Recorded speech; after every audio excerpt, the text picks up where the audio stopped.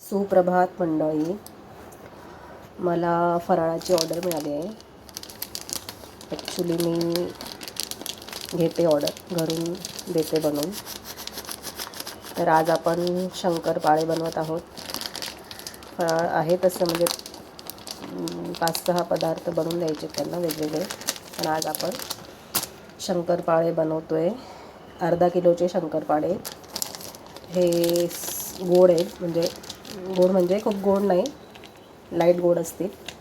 हे मी मैद्याने बनवते. मैद्यापासून अर्धा किलो मैदा घेते मी. हे वाटीने का काउंट करते, कारण आपल्याला साखर घालायची ना ह्याच्यात. साखरेचं प्रमाण आपल्याला कळावं म्हणून मी वाटीने हे जरा मैदा काउंट करून घेते.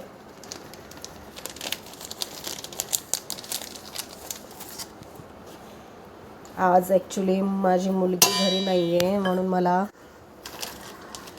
शूट करायला जमत नाही व्यवस्थित, कारण मला शूट करता येत नाही ॲक्च्युली. ती असली ना तर बरं पडते.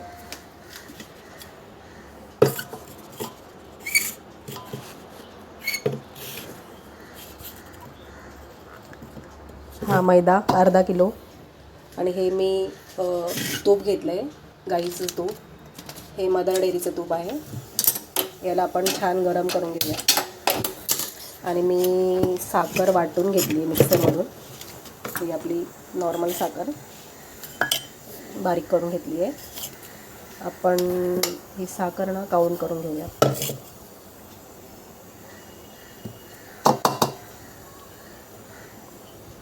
अर्धा किलो मैद्यामध्ये मी 1 वाटीभर साखर घालत आहे. 1 वाटीभर साखर मला थोडी कमी वाटते, जरा कमी वाटते, तर आपण अजून जरा घालूया. एवढी एक समजा ना,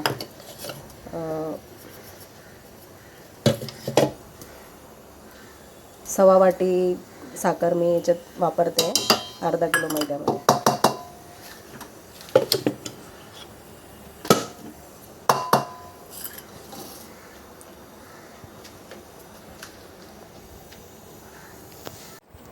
हे बघा, दूध आणि तूप मी याच्यात घातलं आहे. दूध पण थोडं 1 वाटीभर दूध घेतलं, ते पण थोडं गरम करून घेतलं आहे, आणि तूप पण थोडं गरम करून घेतलं आहे. आता याचा आपण घट्टसर एक गोळा तयार करून घेऊया. तुम्ही पाहू शकता आपला गोळा तयार आहे शंकरपाळ्यांचा. याला आपण आता अर्धा-1 तास ठेवून देऊ झाकून. तुम्हाला पुढची रेसिपी दाखवते नंतर. आत्तापुरतं एवढंच.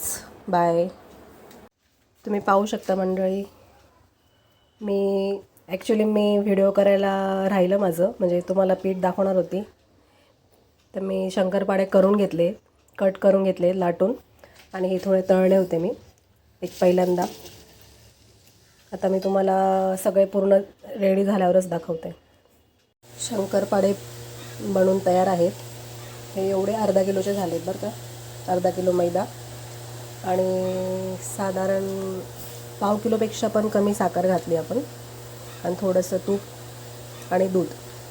बस, पाणी तर फक्त नावालाच लागलं, कारण दूध आणि तुपातच ते कणिक छान तयार झालं होतं. त्याच्यामुळे मला कसं आहे ना, माझं असं मेजरमेंट वगैरे असं मला नाही जमत. माझं अंदाजाने असतं सगळं.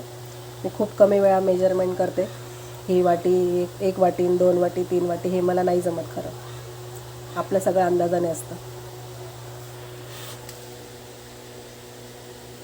चला, मी तुम्हाला सगळी फराळ रेडी झाल्यावर परत दाखवणार आहे. सगळे जेवढं आपल्याला ऑर्डर मिळाली, पूर्ण फराळ रेडी झाल्यावर मी दाखवणार आहे तुम्हाला परत.